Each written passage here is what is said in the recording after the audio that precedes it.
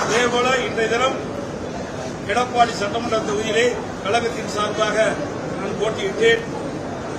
எனக்கு எடப்பாடி சட்டமன்ற தொகுதியில் இருக்கின்ற வாக்காளர் பொதுமக்கள் சுமார் 98,600 வாக்கு வித்தியாசத்திலே வெற்றி பெற செய்தமைக்கு எடப்பாடி சட்டமன்ற அனைவருக்கும் என்னுடைய இதயபூர்வமான நன்றியை அவருடைய பாதங்கள் தொட்டு வணங்கி தெரிவித்துக் கொள்கிறேன்.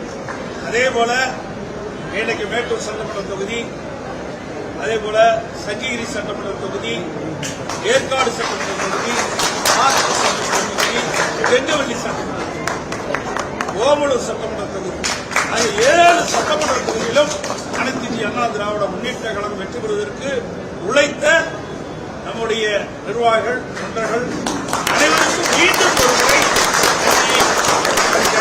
வாக்களித்த இந்த 7 சட்டமன்ற தொகுதியில் இருக்கின்ற வாக்களித்த வாக்காளர் மக்களுக்கும் எனது மனமார்ந்த நன்றி நன்றி நன்றி. கூட்டணி கட்சி தலைவர்களுக்கும் நிர்வாகிகளுக்கும் நன்றி, வணக்கம். இங்கே எனக்கு வரவேற்பு நல்கிய அத்தனை நல்ல உள்ளங்களுக்கும்